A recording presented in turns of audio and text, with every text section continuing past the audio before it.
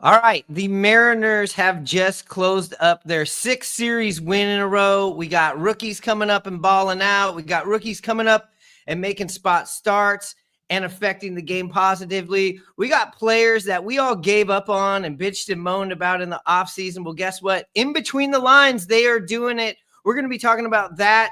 And, of course, maybe some concerns with the pitching and the bullpen. We have to have some sort of criticism, constructive criticism to chew on here on the Rye Bread and Mustard of Mariners podcast, that 5-star dive bar down on the docks on the other side of the tracks podcast that's going to start. How about right after this?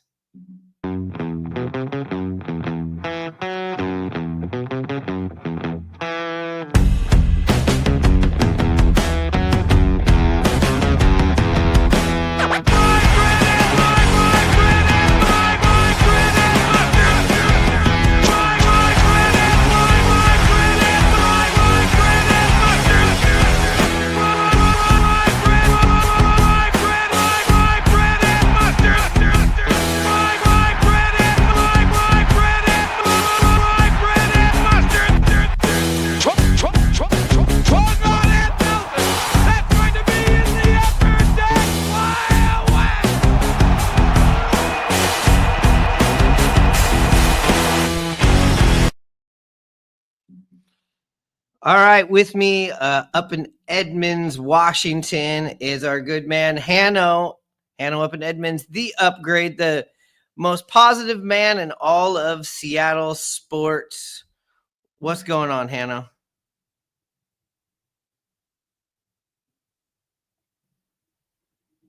He's coming up. You just raised up like the Undertaker there to unmute your mic. I love it. Well, yep, your mic's down again. Way to kick off the new live show. We love it. Well, while Hanno's plugging in his microphone, the most positive microphone in Mariners land. Hanno, it's good to have you back. You had no hesitation to wanting to come to talk about Mariners baseball today. How's it going? Good. I'm surprised you wanted to have me back. I mean, probably the M's will get swept by the Angels now. Baseball players are superstitious, so I was kind of surprised you wanted me to come on. Well, I wanted to touch base back with you. It's been a couple of weeks. We had some holidays. We had WrestleMania. I think maybe the last time we talked, the Mariners were starting off this. You and I talked. The Mariners were starting off this streak where now it's turned into 6 series in a row. And your favorite thing to say is, what is it? Just win series, baby. Yeah, I'm pretty sure the Mariners. I think this is what's going on. I've heard this. There's a thing in the locker room when they run out to the field. Just like any football team or, every team has a slogan, and theirs is just win series, baby. And then they put Chris Hansen right there, and they all tap it when they go out on the field. Yeah, I mean, we've talked about this many times over the years we've been doing this. Just a successful season is just, taking 2 out of 3. You're not going to sweep everybody. Win streaks are hard, so they're going about it the right way, I mean, we've even mentioned, play 500 against the really good teams and win series against the others, and you'll get yourself probably in the playoffs, if not 90 wins. So Dan Wilson knows that. He's got the right message going on, and I'm real happy for him and happy the way the club has really turned it around. I mean, I think the last time we talked was San Francisco, or not, maybe even before that when they lost that series, and boy, things were not looking good until that, Tuesday night against the Astros in about the 8th inning when they came back from all that. So it's been a while since we've talked. So what a turnaround. Yeah, I'm going to pull up the schedule here on the YouTube, the live YouTube, and we'll just go through these, just the pattern that the Mariners have won in. In the meanwhile, let's see if you can play. I think your microphone is not microphoned in. I think it's coming from your computer, and it's fine. We'll roll with it, but I'll do some talking here in the meanwhile. When you look at this this chart here, we're going back to after that Giant series, which was a really terrible low. I mean, not only did you get swept, you started that series off with a walk-off, with Victor Robles not getting the guy at the plate. Same kind of situation in the third game. You had a game that again was going to come down to some close plays out there, and Victor Robles also involved in that, gets hurt. Couldn't felt any worse the very next night, or within 48 hours, we lose Ryan Bliss. We already were feeling shitty about second base, but look, that's where the winning streak started. You know, you sandwich those games. You look over here at Texas, you win all three, I should say. That's the one sweep in this thing. And then we get on this pattern of lose the first game, win the next two, lose the first game, win the next two. And then same thing in Boston. So, and same thing with the Marlins. But the thing I think that's impressive about all of these series wins is that I think the thing is that's really important that I really like, and I want to point out, you're losing games and you are coming back strong and not having any losing streaks. I know you want to say win series, just win series, baby, just win. But you know, I guess avoiding a big, long losing streak is important. As I wait for Hanno to log back on here on our live show, just want to bring up some other positive things that are happening. There's a long list of them. One would be Jorge Polanco. I mean, first 20 games, we're talking a 377 with an OPS of 1.144. Again, that OPS is one. Jorge Polanco's. Oh, there's Hanno. There you go. I was just going over the schedule. We don't need to do that anymore. But but the point I was trying to make, I guess what you missed, Hanno, was a point I was going to make that I think that was fun and that's encouraging to see is, and I'll put this back up on the screen. It's not just, it is impressive, these losing the first game in the series and you could still win the series. They've done that 1, 2, 3, 4. So 4 of the series in a row, we've lost the first game and come back. And I think I was saying this, the big thing about that is that I think long-term is it's great to see that the Mariners are staying out of the losing streaks. They can lose a game and come right back and win one or win two. So they're taking 1 step back, 2 steps forward. And these aren't all come from behind wins. The chaos ball, it seems to be a bit behind us right now. If you heard that we were going to be on a streak like this, you'd probably think, damn, I guess our pitching is, you know, right at midseason form and we had just enough offense, but no, we're getting offense. Thoughts, talk, go for it. No, you're exactly right. I mean, this run production is just something we haven't seen in a long time. It's unreal. I mean, yeah, the pitchers are in the dugout so long, they're probably not used to it. That's why they're, you know, not back to their normal selves. It's just unbelievable how, you know, the run production that these guys have been putting up. It's so nice, you know, after starting the season off the way they did with strikeouts and just clumsy, nasty-looking baseball. It's been a joy to watch. Really enjoyed watching them and what they can do. You're right. Polanco has turned it on. Unbelievable. They have guys all up and down the lineup. You know, guys coming in from the minor leagues helping them out. Ben Williamson. I mean, it's just amazing, and they're not just relying on the long ball here lately either, but they can sure hit it. So their offensive stats are unbelievable right now. It's just something I did not see with this team. Long way to go, but right now they're hot, and hopefully they can keep it going. Yeah, 2 wins. Win in April's worth 2 in September. Look, as you were coming back on here from the equipment malfunction, Jorge Polanco, first 20 games of the season, 377, 405, 739 slash line, 1.144 OPS, 7 home runs. It's also noted here by Mariner Steve that it took him till July 26th of last season to hit 7. And he's got a 234 WRC plus. And the post here says All-Star watch ? Well, yeah. I mean, you got Aaron Judge, and you got Polanco, and you got Cal Raleigh. And what's the cat down in Oakland who got off to a great start? I mean, those are pretty much your big offensive headliners. We've seen Demo get a player of the week. We didn't ever see Cal Raleigh get the player of the week. If you looked at Cal Raleigh's stats and you look at him leading the AL in home runs and tied with Eugenio Suarez with the MLB home run lead, that you would say, oh, he must have had a player of the week here in the first 4 or 5 weeks. No, it's just the timing of when Cal has gotten hot. He got hot during the weekend at the beginning of the week. And as you know, the players of the week, Monday through Friday. Yeah, I mean, Cal's been amazing. I think someone told me that he has a home run at least in every series this year. I can't confirm that, but that's what someone mentioned to me. But yeah, he's been real hot. As far as Polanco, I mean, he's got to be on winning the batting title watch right now. Within 20 games into the season, right? I mean, just unbelievable how well he's hitting. So I'm looking for him to win the batting title.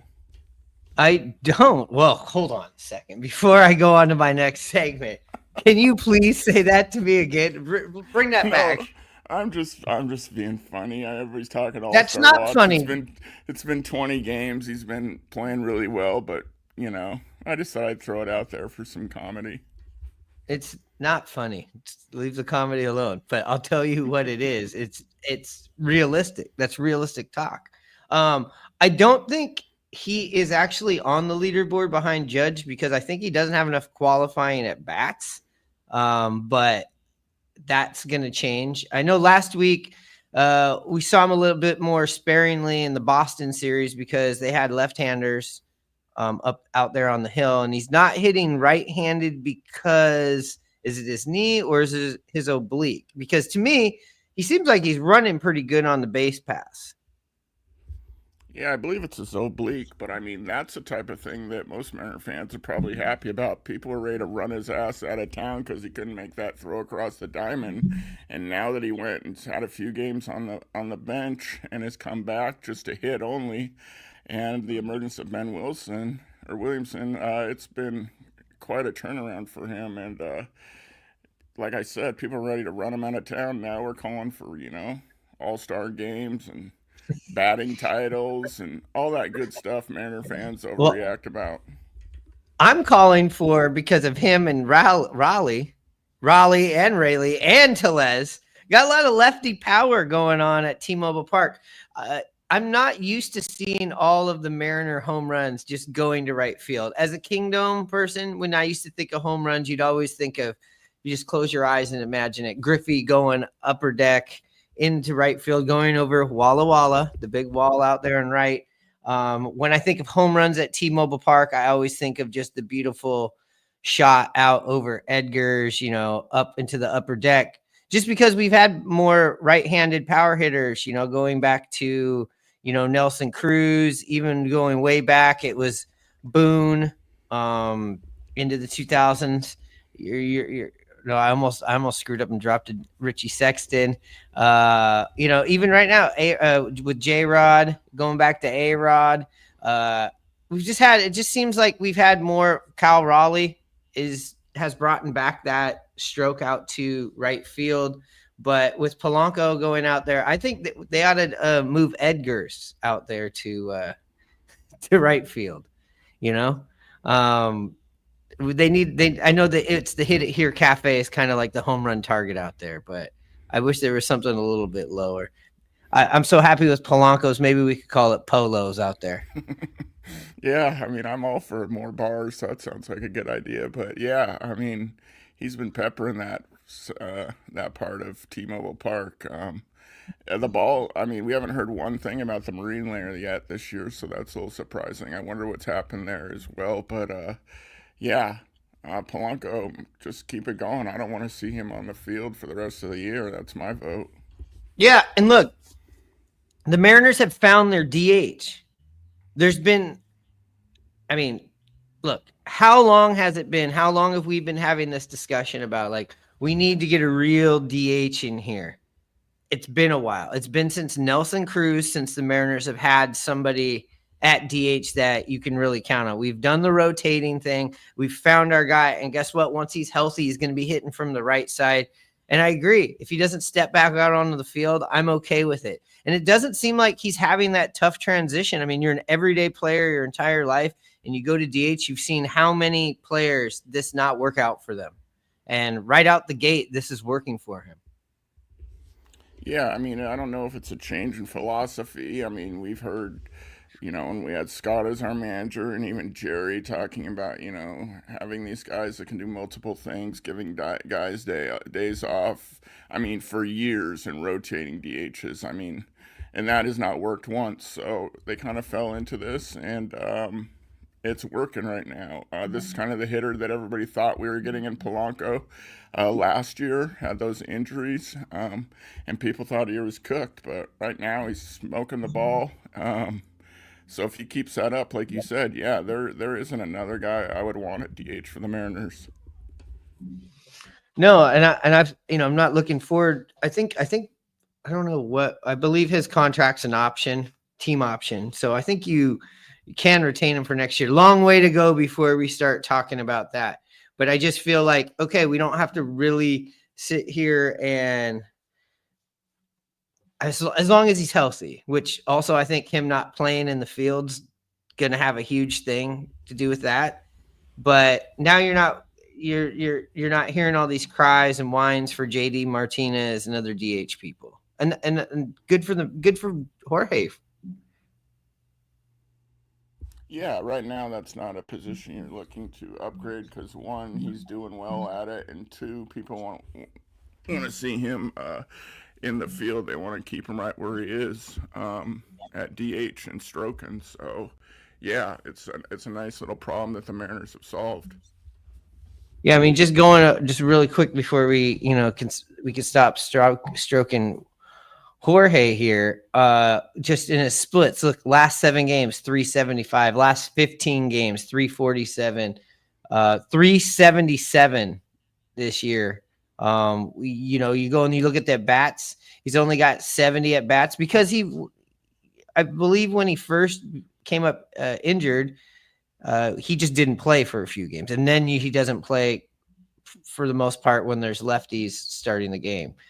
But also in the last 7 games, 8 RBIs. I think he was 6 for 12 here in the Marlins series with 3 home runs. And again, like this has been going on the entire season. 20 RBIs already, 12 in the last 15 games, 8 in the last 7. And as far as the strikeouts, he's not striking out, and he seems to not be chasing like he was last year. We could pull up fan graphs and all the nerdy numbers to look at that, but I can just tell you with my eyes that chase rate is down.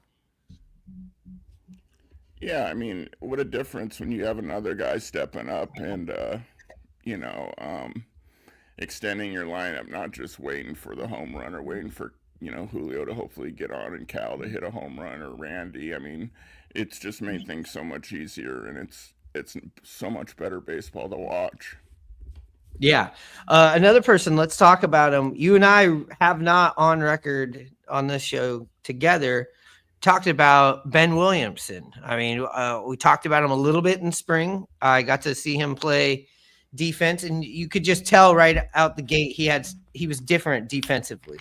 It kind of reminded me of when you'd see or think about, I'm going to bring him up, and I know some people are going to be like, oh, God, that name, Evan White. I mean, say what you want about him, that guy's glove was insane. And that's what his glove looked like to me when I was watching him in spring training. I wasn't impressed with the hitting. It wasn't like not impressed. I shouldn't say it, but there was nothing that jumped out that said major league hitter. And you look what he's done since he's come up here. He looks comfortable, and he's playing a great third base as we thought he would. But now you're starting to go, and I know it's only been a week and some change, but you're like, wow, maybe we found our third baseman for the year.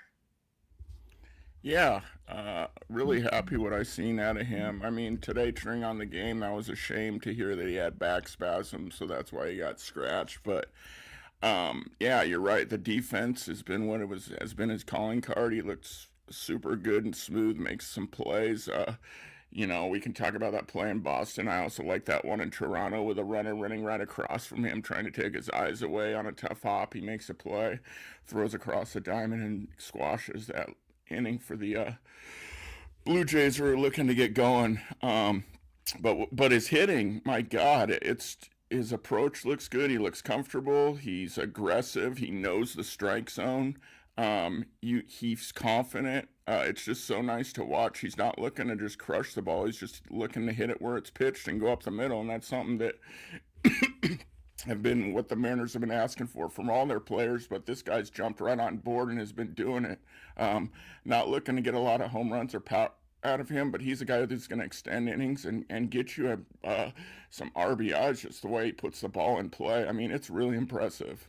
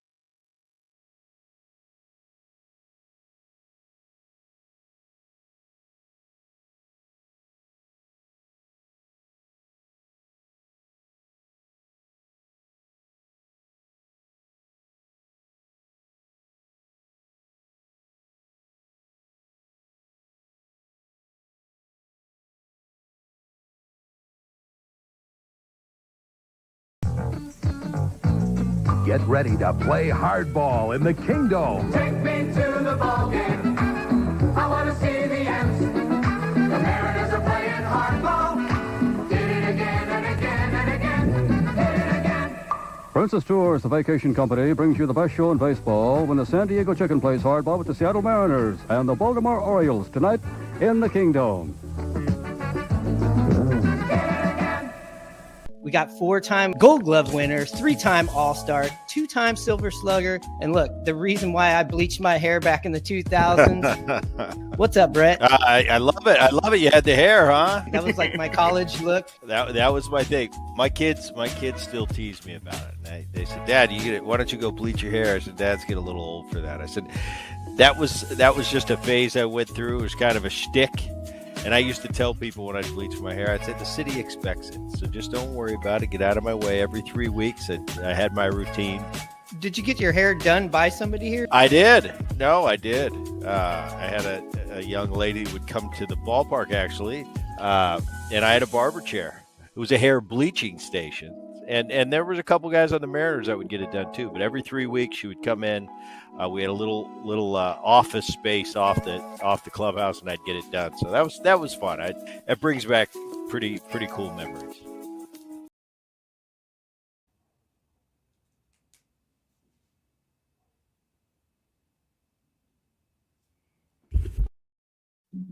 I wonder if Randy is using that bleaching station at T-Mobile Park. But yeah, we were talking about Ben Williamson. He just doesn't look very shook. We've seen in the past, do we need to talk about Kelnick? Do we need to talk about these other guys that come up and just have a really rough time? And again, this was somebody that we've heard about, but definitely not way high up on the list. He's not, a Farmello, a Harry Ford, a Cole Young, Cole Emerson. As far as the headlines, it seems like over last year to 2 years. In fact, for me, I really didn't know much about him until spring training, and I didn't really hear much about him because Polanco wasn't playing much third base, and what were we going to do over there? And we didn't go get a third base. And so that's kind of how I got to know of him. So this is just an absolute, just a present to me as a fan. Well, yeah, I mean, we have seen players get the call up from the minors who haven't been as successful as him and looked as comfortable. I mean, it's really nice to see. I mean, he looks comfortable up there, focused and confident, and he's not trying to do too much. He's kind of a little throwback to a player in the 90s, the way he makes his approach to the plate, line drives all over the field and not trying to load up, and get that launch angle and hit it out of the park. I mean, it's a nice thing to see. You don't need 9 guys to hit the ball out of the ballpark or act like they're trying to. So really happy with how he's played. I mean, if he's someone that we can just slot in there, 150 games this year or whatever, 140, whatever that we have remaining, that would be huge, because we were looking to be in real trouble there with what was going on at third base, in my opinion. Another person I want to give some roses to that we've been critical of here, especially Vlad, J.P. Crawford. Look, the way things started out this season, I think he deserved that criticism coming off of last year. But man, what a resurgence! I mean, what a great series this guy's had. He's had a couple of series in a row, 2 or 3 really good series in a row. He hasn't played bad, and I mean, we'll put it up on the screen. I'll pull it up when you're talking, Hannah. We'll pull up that play that he made. But look, last 7 games, 423 on base percentage in the last week of games, 500. Last 2 weeks, OPS, a on base percentage of 463. This season, his on base percentage 412. He's hitting a respectable 277. 423 in the last week, 373. We've seen him drop a bomb here in game 3. We saw him hit another one earlier this week. And he's been great out there in the field. Really happy with what we're seeing with JP. And I also feel like I want him to stay down there at the end of the lineup. It's funny. I was sitting here talking to Ninja yesterday, and we were or actually this morning, and we were talking about he should just always hit ninth. Don't move him around. Don't move him back up to first. They moved him up to 6, and we're like, what are you doing, Dan? Has a big day. No matter what, I think he should be down there, being the captain of that end of that lineup, the anchor down there somewhere in the end of the lineup. That's where the Mariners are best with J.P. Crawford, in my opinion. Yeah, I agree with you. I like him down there, and he should stay down there. Kind of what they said today was just because of Tellez being the scratch, they decided to bring him up, with the Rivas's and Mastroboni type of players hitting behind him. But I think that's a good spot where he's going to be, and we need it from him, not only just to improve what he did for us last year, but he needs to step up even more with Robles going down early on in this year. So the way he's been playing has been key, and it's been really nice to see. It's a lot like what I'd said about Williamson. He's just hitting the ball where it's pitched. He's healthy this year too. He never really squawked about it last year, but it's been brought up that he wasn't totally healthy in his lower half, and he's able to get back into his lower half and been able to execute this year from the plate. So it's a nice thing to see. Yeah, you don't go for center. You don't go 412 out to center if your lower half isn't feeling good and you're built like J.P. Crawford. Yeah, he's putting it all together, and what a poke today. Usually when he pokes it out of the yard, it's a dead pull. So he's seeing the ball well, and his timing's down, and he's got everything working mechanically as far as himself up at the plate. So it's really nice to see. And look, we're just looking at this chart here. Last 50 plate appearances, 984 OPS, 11 RBIs. And look, that's what you want right there. You can see that, Hannah. Single, double, single, home run, single. The walks are there. And him and Cal are going to wear a pitcher out at any point in the game, maybe multiple times in the game, getting those 8, 9, 10 pitch at bats.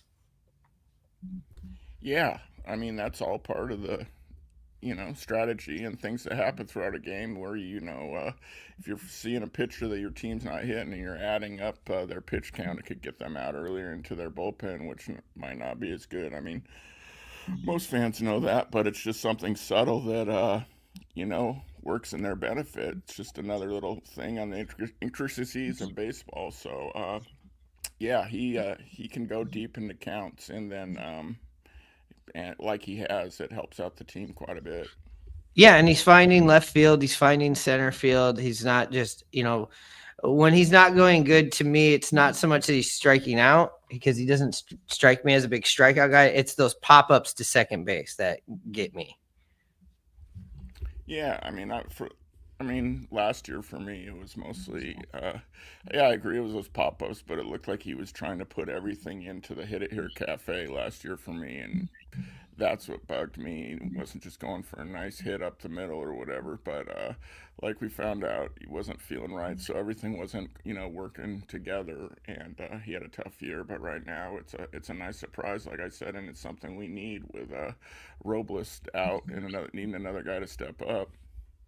Yeah, and let's check out this play right here.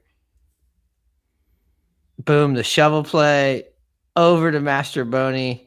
Boom to Tellez. I mean, that's got to be up there on web jams of the week, around the league. Yeah, absolutely. What a heads up play. Especially, if JP doesn't have one of the stronger arms, so getting a little assist on that, he probably wouldn't have been able to get up anyway and get much on that throw. But the wherewithal to see your second baseman and use him as a relay, what a heads up play. Yeah, I mean, we can just keep moving around the horn here. Like, we got a lot of.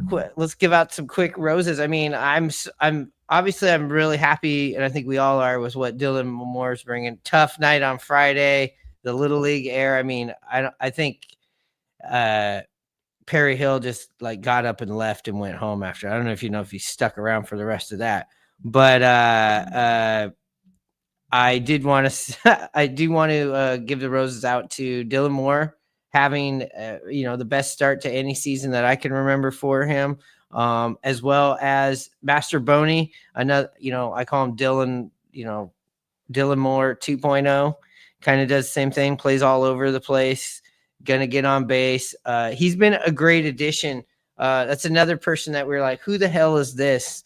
In spring, who's this fucking guy? Who are these fucking guys? I felt like we were the guys from, the movie Major League, looking at what they were inviting into camp. But Mastroboni's been a nice little surprise. Yeah, he's filled in nicely. You're right. He is Dylan Demo Jr. It was nice to see. I really hadn't seen him in the outfield. Saw him in the outfield last road trip. Made all the plays. Had a strong, accurate arm from the outfield on plays at the plate. He's done everything right and hasn't cost you at all. So, yeah, pleasant surprise. Didn't really know what to expect out of him. Just another weapon that Dan can use at his arsenal, and someone he's needed to use with these injuries. Yeah, I mean, look. He's gotten 43 at bats this year. Yeah, the average doesn't jump out at you at 233, but I've seen him have some not good luck too. I mean, the guy puts the bat on the ball, but he's going to play everywhere. Only 233 on the year, but he's had some good moments, and he's not an automatic out, even though the numbers aren't all that great. But I'm into what he's doing. Look, he was just on that JP play, just being heads up about what was going on and looking for something like that too. Well, it's one thing to shovel the ball, but if you're not ready for it or even thinking about it, it's a whole, that could have been catastrophic. Well, maybe not with a lead like that, but definitely could have been blooper reel. Let's just say that. Yeah. I mean, these are the type of players we should never look to, carry our team or anything. I mean, that's how it's been for the last few years. We've needed everyone to be at their best because not everyone has been even what we expect of them lately. Everyone's rolling right now and has picked up the pace. So anything you get from these guys and not expect them to carry you or come through every single time that there's a critical spot in the lineup when they're up, it's just it's just amazing to see because it's not what we've seen the last few years, and especially early on this season, where you need someone to come through in the clutch and get that base hit with a runner in scoring position. You feel that now you're going to get, if you don't get the runner in at this point in the game, the way they're playing, there'll be another chance. So it's just nice to see. It's felt like it's been such a long time since that's been the case with the Mariners. Yeah, and you're getting games that you were getting the lead and you're not giving it up. And you're getting to that back half of the game where the Mariners should be strong. It's been a little shaky there.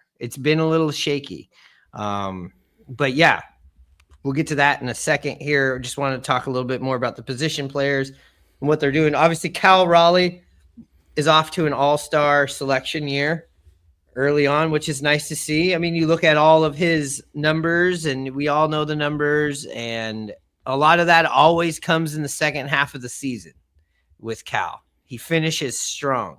So I'm very encouraged to see where he ends up this season. We just said it earlier, 10 home runs. I don't think he's had one in every series, but that run he was going on last week, that he's going to have 2 or 3 more of those this season. And that's what I'm very excited about. And look, this last series and the series in Boston, you didn't really have to rely on Cal. I mean, he was pretty much the motor getting everything going, him and Polanco. And yeah, you've had contributions from the end of the lineup. The end of the lineup was spectacular in Boston. I believe it still continued on here into this series.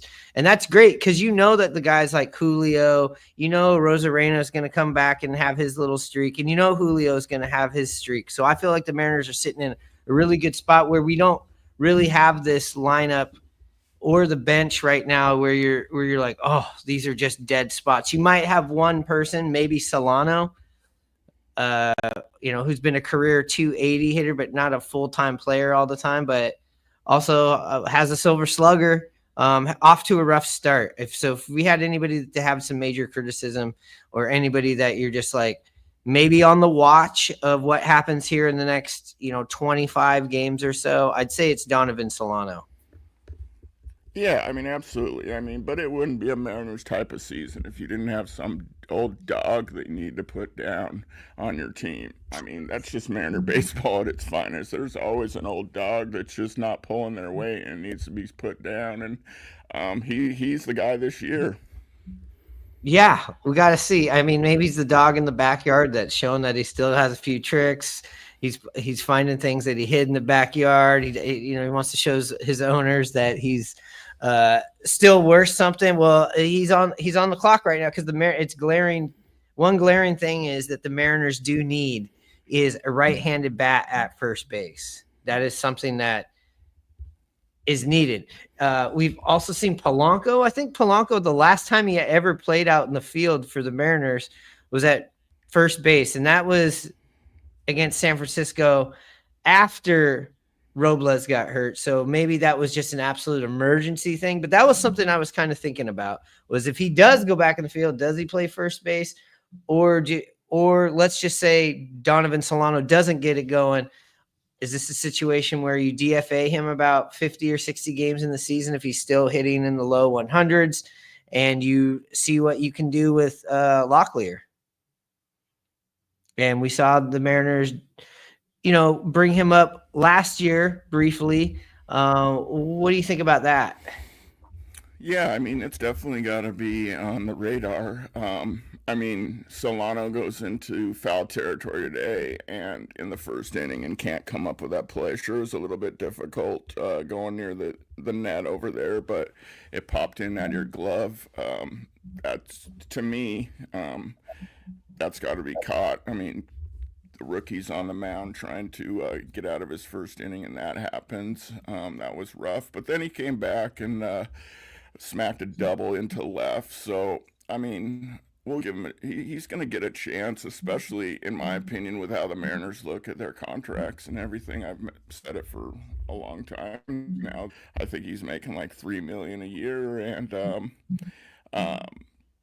I feel like they're going to give him every chance that they can, so they don't have to waste that money. But on the other hand, they ate $17 million from Mitch Haniger this year, so maybe their outlook has changed a little. But I agree, Locklear is definitely got to be an option. He looked okay at times when he got his call up last year, and also looked overmatched. Right now, I was reading he's been doing pretty good in Tacoma, so. We'll see. I mean, it's definitely a thing that people are going to be crying for if Solano continues to hit under 100 like he is right now. Yeah, I mean, you look at it, it's just ugly. It's when he's hitting 114, his on base percentage makes it even worse at 130. With the one RBI. I mean, this is a guy who gets 30 or 40 RBIs. This is a big RBI guy, but the guy is around 300 plate appearances a year, hitting 286, and you're not getting that. But you look at somebody that's at this age, and I feel bad saying that and hypocritical, but once you get to around this age, even the greatest players, they can just fall right off the cliff. Maybe they might have had a strong year the year before, but around this age, that's just the way it is. Mother Nature is undefeated. Yeah, no doubt. As far as the position players, I think we've went around the clock. I mean, around the horn. Excuse me. We got a comment here. Hanno, we'll go to break again. I think your thing got unplugged again. We got Seth saying the Ultra Chat here. It's been a really fun few weeks. Gotta enjoy it while it lasts. Can't believe they've been able to achieve considering everything that's done. I think he means gone wrong. Yeah. The injuries. Sure. So we'll get back and we'll talk about the pitching and we'll talk about the things that have gone wrong. In the meanwhile, enjoy this while Hanno plays with his microphone. Don't even go there. Don't even go there. Can you hear me? I can. It just sounds like you're on your thing, and that's fine. We'll go to this one. Fry Bread and Mustard, a Mariners podcast. We have the one and only Mr. Tom Hutler. Do you have any of your favorite stories from the Kingdom? There was a time we had an earthquake, and so they were going to evacuate the building. So I was like getting up to go leave, and they go, "No, you can't go. You got to read these safety things." It's like, do we need to tell them that there's smoking's only on the exterior ramp? Yeah. And Dave came shooting past. He signed off. I'm going, wait, I'm the only one here. Listen and subscribe to Fry Bread and Mustard, a Mariners podcast, wherever you get your podcast. Supercross this weekend in the Kingdom. The Coors Beer Supercross doubleheader. Get ready, Seattle, this Saturday night at 7:30 and Sunday afternoon at 2. The 1988 ANA Supercross Tour, Motorcycle Mania, on an incredible dirt battleground that treats man and machine the same way. With absolutely no respect. See the best. National champion Jeff Ward, former champion Ricky Johnson. Tickets at all Ticketmaster locations, including the Bond, Tower Records and Video, and participating Honda dealers. The Coors Beer Supercross. All right, Hanno, I think we're both back here. Let's just start this off. I know lots of things gone wrong. That was a good segue. Yes, the Robles and losing Bliss for the entire year. You've lost. You know what Robles brings you. He's been one of the best hitters, period, in baseball in the last calendar year, going back to about June till when he was injured. And what he just means to the team and what he means to the top of the lineup. And especially at the time when it happened, when we were on the verge of an absolute freak out about the offense, and you lose him and you lose Bliss. So you lose so much speed for a team that's always, scraping for runs. And we haven't missed a beat, luckily. It's going to be great to bring him back. There was some good news. It seems like he's not going to be needing surgery. How good does that feel? And also, do you get nervous when you see him in the dugout like I do, just because he's such a fun, animated guy that you think he's going to rip that shoulder out, getting pumped up when somebody hits a big home run? Yeah, I mean, he'll come back a lot earlier with not having surgery. That's great news. As far as you mentioned earlier about the offense, I mean, when were you ever going to consider the Mariners to be 8th in runs, 6th in slugging, 6th in on-base percentage, 3rd in home runs, and 1st in walks for all considering all things? So it's just something that I didn't see coming. Maybe it's just one of those 2001 type of teams right now. But, I mean, like I said, long way to go, and they can flip a 180 just as quickly with how good they've been playing. So with Dan Wilson at the helm, I feel like he's been through this stuff and knows the ups and downs. I know Scott has too, but I just feel like this team is really tight-knit, and they play pretty hard for Dan. Yeah, and you say something there like at a flick of the switch. These are the same characters that weren't hitting for a very long time. But yes, the coaching, the managing, the messaging, the preparation is all different right now. And since Dan Wilson has taken over the Mariners, you go back to last year with the improvement down the stretch, and then you add to the improvement right now. It's clear to see that there is a different approach, and it is working for the most part. I mean, even in the games that they've lost, let's just look back really quick at the games that they've lost. Again, Friday night's game, let's just go backwards here. Just on Friday night's game, we have the Logan Gilbert injury that we haven't even talked about, which we will get to it for sure. But you look at that game, and I'm going to pull this up on the screen. You scored enough runs. And you had some very, wall scrapers that didn't get over in that game, and some hard hit balls. And you still put up 4 runs? The way the Mariners are technically built, that should give you a chance to win. You obviously you put up the 2 touchdowns here in game 2 of this series, and then you score 7 runs. Going back to the games that you win in Boston, you score enough, 4-3. That's supposed to be what the Mariners team is built like. 8 runs. Even in their loss, they scored 3. You go back to the Blue Jays, both games that they won, 8 runs. Yeah, you got your 1-3 loss. Reds, 11-run victory, 5-run victory. Even on their loss, they had a 4. And then you go back to the Texas series, 5-3 and 5-9-3. You go back to the Astros, you have a 7-run game, you have a 4-run game. And then you lose one game where you have, and I would say that was about the low point, right? That second game of the Astros series where they struck out 19 times and had a million chances to win the game. That's the last total terrible offensive approach I think that we've seen. So it's been 3 weeks of really good hitting. And sure, if you're going to have 1 to 2 of these games in a 12-game stretch or 13-game stretch, you'll take it any day of the week. Yeah, absolutely. I mean, the strikeouts, sure, they've gone. I mean, they were consistently last year having those high teen strikeouts. And you just can't have that. That's why it's just the turnaround of having, single-digit strikeouts at times and then leading the league in walks. Just being patient, knowing the strike zone, it's just so much better. And it's very noticeable, too. And obviously it's noticeable by how they're playing and their record.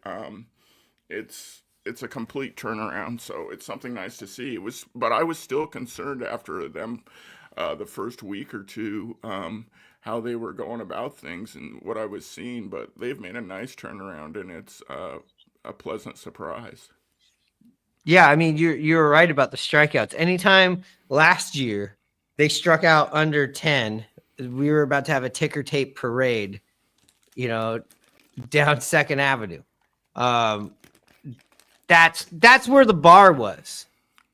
That's where the bar was. What I'm really liking, and I know we haven't gotten any of the pitching, but fuck, we have never been able to talk this long about the hitting and go, ooh, and there's more. Wait, and there's more. So I'm going to keep on rolling with it. That's where this conversation is going. Is I'm really enjoying the way that they're jumping out early. We've talked about the chaos ball. We lived on chaos ball for 2, 3, 4 years. And that chaos ball, sure, it's there when they need it because, yes, this team can come back. We've seen some great comebacks. It's not like they're not doing that, but they're getting leads early in games. Even in games that they've lost to, they're getting runs across early. And just as a fan, just as something to draw me in to go, all right, these guys are fighting and they have a chance. It is fucking awesome to see. Yeah, I mean, even you bring up all that stuff, and I agree with you. It was probably the first time this Friday that I was a little bit disappointed with Dan. I felt like he punted on that game pretty early. Sure, Logan went down early, and they put in Casey Lawrence and let him just go out there to die.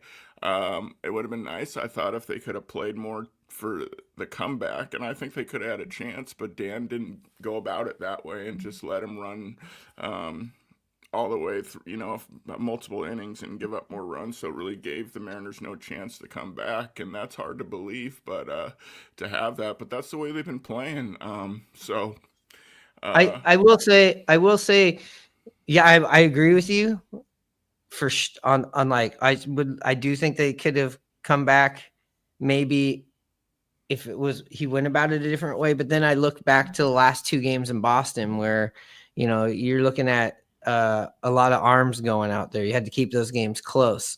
Our guys aren't going super duper deep right now. And I also, that Friday night loss, I mean, you fly in from Boston the day before and you got to play another game, Absolutely. And I mean, Yeah. I agree with you, but I mean, he threw another criticism or something like today. He puts in Thornton in every somewhat critical time. The guy gives up a home run. These guys need to clamp down. I mean, luckily the M's are scoring right now, but things, like I said, these games that they're winning could be turned into losses if, some things don't tighten up the way they should. Absolutely. Absolutely. When we're going this good like that, there's a lot of other things that are, they're masking over. And bullpen is one of them for me. Oh, for sure. You have Andres Munoz, who's 14 innings. So he's basically pitched 2 high school games without giving up any runs. And some of those have been extra innings too. Absolutely lights out. There's nothing that you could say that's bad about what he's doing. But getting to him from the starter to him, we have seen these big leads evaporate. We didn't see it Saturday night, but I think the Marlins were just fucking over it, right? You throw out a position player to pitch, you're done. This is just a form of entertainment now for the people that have overpaid to come in here. But you have seen these games where the other teams starts clawing and scratching back into it. We're not seeing that clamp down, shut down bullpen. With Matt Brash coming back, hopefully we are going to see. If we get Matt Brash, the Matt Brash that we all expect, that's going to help out. You also had Santos, who got sent down. Turned out a knee injury, some inflammation in the knee. Is that correct? Yeah, been complaining about his knee bothering him and got some cartilage cleaned up. So he said he wanted to get it done. So that's what he got taken care of. So he'll be down for a little while. We got a super chat from Seth. Thornton needs to go. I don't know if he needs to go, but he's been. Dan Wilson has been going to him a bit too much in certain spots for sure, or leaving him in there. I think Spire's looking good. I like the way he stuck with Spire in this game 3, even when they had Ramirez, who hit 2 home runs coming up from the right side. I mean, that guy, Augustine Ramirez, that guy looks like a stud. I see that he's 23. I'm almost questioning what took him so long to get to the big leagues, I don't know his story. I know that he was traded from the Yankees to the Marlins, but that guy looks like an absolute hitting machine. To me, I know this is a high comparison. I'm just saying what his back coil looks like in his stance. It kind of looks like a young Albert Pujols stance up there. Yeah, what I liked about him is he drove that ball on a line out there to left center, and you don't see too many people doing that. That's what was impressive to me. That ball was not very far off the ground, and it was just like a fighter jet taking off. It was roped into left center field, into the bullpen, or into the center field crowd like that. But yeah, very impressive hit there. Dude, let's not, I mean, just us calling him a rookie isn't enough. This is his first week in the major leagues. He's got 3 home runs, and the guy scares me. He has that scary factor. You know, like Judge scares you, right? Ohtani scares you. Pujols scared you. Manny Ramirez scared you. Griffey scared. We're talking about the scariest guys, Frank Thomas. Now, I'm putting him way up in there. This is his first week of baseball, so I sound crazy comparing him to him. But he had that. Oh, fuck. He's on deck.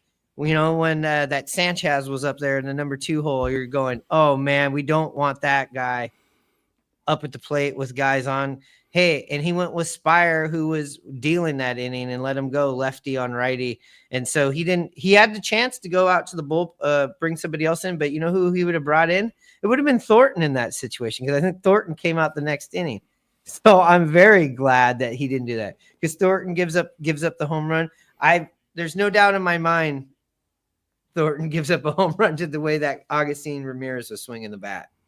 Yeah, I mean, Ramirez, one thing to say about him, you know, you're nervous about him. I mean, for sure, he's the only guy on that terrible Florida team that looked like they could beat you. So I agree with you there. And the thing with Thornton is he has some good stuff sometimes, but man, more times than not, he gets so much of the plate where, I mean, any of us would have hit that ball out. That ball had so much of the plate. That's the thing that's, you know, he needs to get back on the edges. But that ball was right down Broadway that he hit out off of Thornton to make it a 1-run game. So that's my complaint about the bullpen. Sure, everybody goes through it, but it feels like Thornton gives up a lot of home runs because he gets way too much of the plate at times. Now, I have to say this about the pitching in general on the Mariners, and you said something right there about him finding the plate. There is too much of them finding the plate this year. There's a lot over the plate, and then at the same time, there's a lot of walks. Seems like a lot more walks than we are accustomed to on this team. So that's kind of been an issue. And it sucks because Logan Gilbert seemed like he was really in a groove. And let's talk about that. And then we'll talk about Logan Evans. And let's even talk about Luis Castillo. Logan Gilbert leaves the game on Friday. Really big downer for everybody, especially just the way the Mariners were playing. You hear it's forearm tightness, you know, and that always leads to, you know, the TJ, it seems like. But it seems like there's some optimistic news on that it's the UCL is intact. There was no tear there, so that's good. So what are we probably looking at? 4 to 6 weeks, do you think, realistically, for Logan? You know, I mean, I really don't have any idea, but I would agree with that. You know, they're not going to have him do anything for 2 weeks, and then they'll, you know, slowly get him throwing again, and then ramp him up a little bit, and then throw some, you know, batting practice, live pitching, and then if everything's going well there, they'll go on a rehab assignment. I mean, it's going to be just like what George Kirby's gone through, just like what Mash Brash has gone through. So, yeah, it'll probably be 4 to 6 weeks, you know? Yeah. And listen, if I'm Hancock right now, I got to be going, wow, there's a huge opportunity here, and not looking over your shoulder to being sent back down and optioned back down. He's there to stay as long as he's being the Hancock he has been since he's come back up from that, you know, horrific start that I'd like to just chalk up to you weren't ready. Hancock looks a lot better. What do you think about Emerson Hancock? What do you have to say about him? Yeah, I mean, he has looked good. He looked great his last outing because he attacked. He went after those guys. He made Devers look foolish at times. because he was going right after him, mixing up his pitches. He looked really good. I felt bad for him, in that first start. And then for them to send him right down. Just first start of the year, and you're already sending him packing. I mean, that's quite a short leash, but whatever. But yeah, since he's come back, he's looked really great, and I agree. He's got an opportunity to stay up here because they're going to need him. They're going to need Logan Evans too. With another guy going down in Logan Gilbert. I know we've heard that Kirby's been throwing, but he hasn't gone out on his rehab start yet, which once he does, he'll get at least 3 starts. I was reading, they'll ramp him up from 50 to next start 75 to maybe then this third start 85 pitches. So I mean that's still a ways away. So luckily we've had these guys that we can rely on that can do a pretty good job, and luckily we have another guy ready to step on up, and Logan Evans, which he pitched today, pretty good.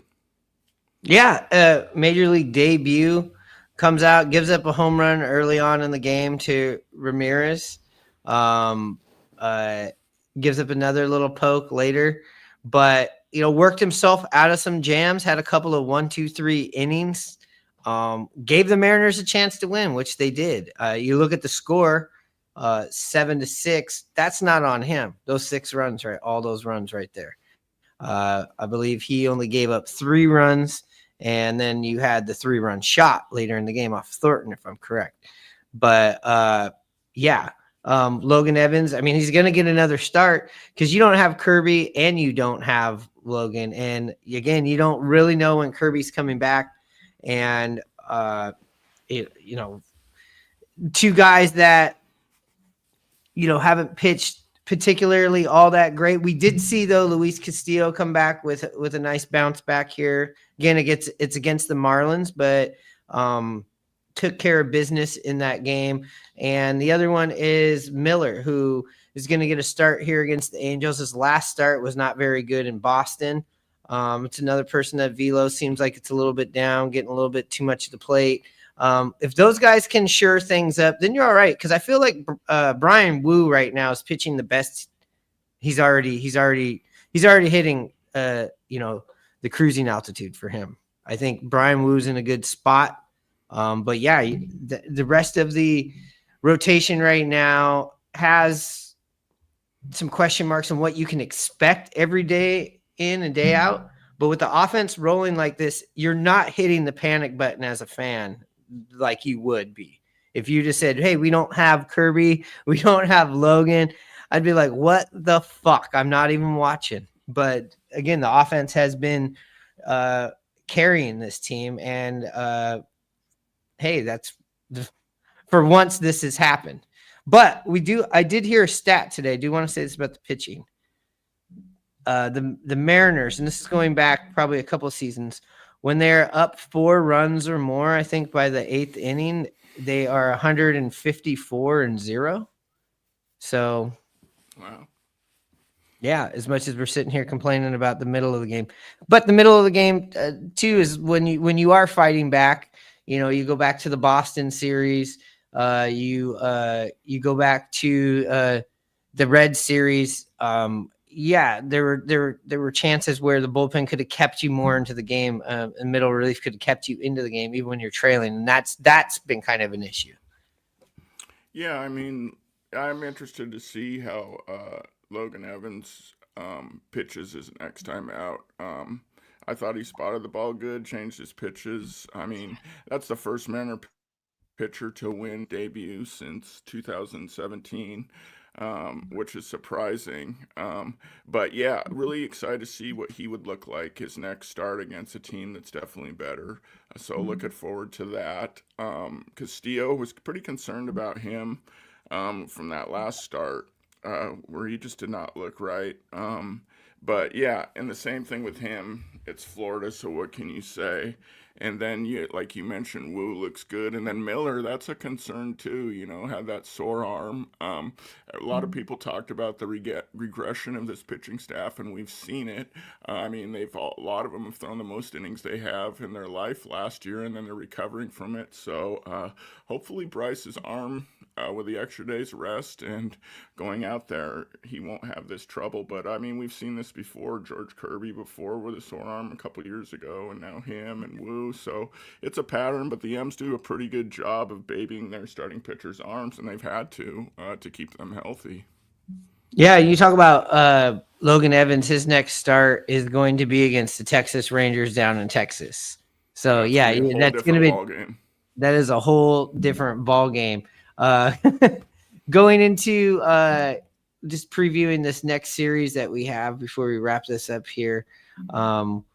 We got the Anaheim Angels, the team I absolutely hate the most, who always seems to be the spoiler for the Mariners,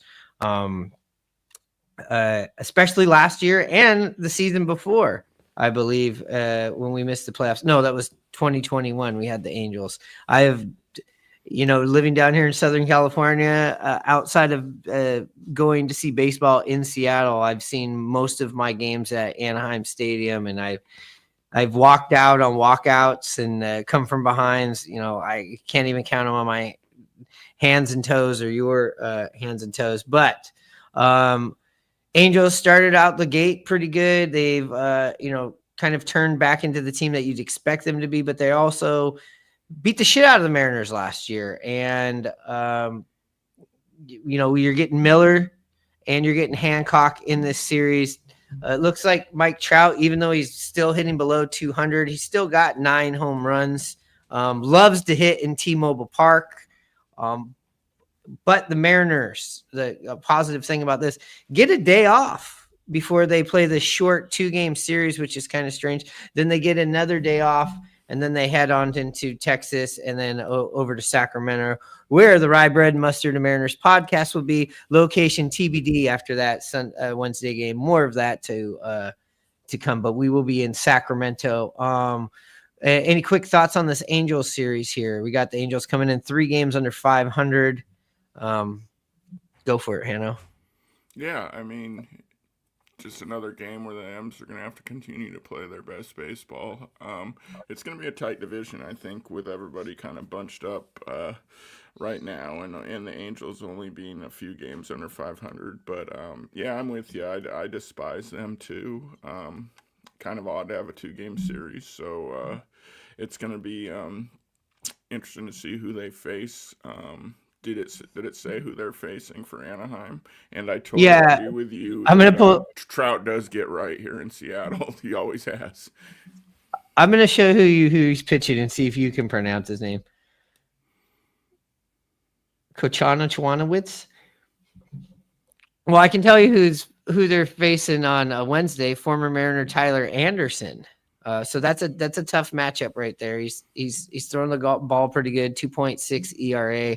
Hancock and Anderson on Wednesday, but Bryce Miller kicking off the series with his 4.20 ERA against Kochanowicz, who's 1-3, 5.7 ERA. Hey, the Mariners have got to sweep or Swiffer as they call it. I think the shot I don't know what they call the 2-game series. I know the 4-game series is called the mop, but you're going to need a 2-game sweep if you want to keep your series victory streak alive. You split it, your series streak is over. Yeah. I don't make the rules. I'm just playing by them here. And then, yes, and we'll be back after that series, and then they're going to hit the road here, Texas, and playing the A's. So a lot of division baseball here for the next week and a half before the Mariners return. I mean, they got these 2, and then they're on the road trip. So this is AOS. So this is a great chance for a hot team right now to really make some separation. Absolutely. But we just want to win series, baby. That's all we want to do. And for this series, we need both, God damn it. Anyways, we're going to wrap this up here, Hanno. It was good talking positive shit. This was a peach. This is about as peaches and cream as it gets. It's been like, you actually showed up. You actually threw on a Rye Bread Mustard t-shirt, and you were happy to talk baseball. So I know things are going right. you and I will be down, and I know we'll talk about this more in the next week or two, but we will be down in San Diego for the Saturday and Sunday of the Eddie Vedder Cup. We'll be kicking it off down there for that big series that's between two teams that have never won a World Series. They've just decided to make a championship. But one team that's been at least to the dance and is playing really well at home right now and is going to have a full house when we're there. They've been selling out that yard. So they got some really good players on that team. Yeah, I got to make the call for the tickets. Good reminder there. That's we're getting way down the road on that, but it is important to take care of this Angel series because you are going on the road after this. And yes, the Mariners took care of business last time on the road, but that's been the first time they've taken care of business in how fucking long. So I got to see it again before I start believing that they can be a strong road team. But like I was saying, thanks for liking, subscribing, and all of that good shit. Again, if you want that street cred for rocking the rye bread, just like Hanno right there in his Rye Bread and Mustard Mariners podcast shirt, hoodies, whatever, hit up at simply.cora. That's at simply.cora. Or hey, maybe you want some other kind of licensing Mariners or other professional teams, but you don't want to go through Fanatics. You don't want to go pay the high prices at the stadiums. Hit up intheclutch.com. That's intheclutch.com. We got a promo code, Rye Bread and Mustard, one word. Save yourself all kinds of money. Anyways, with that being said, Hanno, you know what time it is.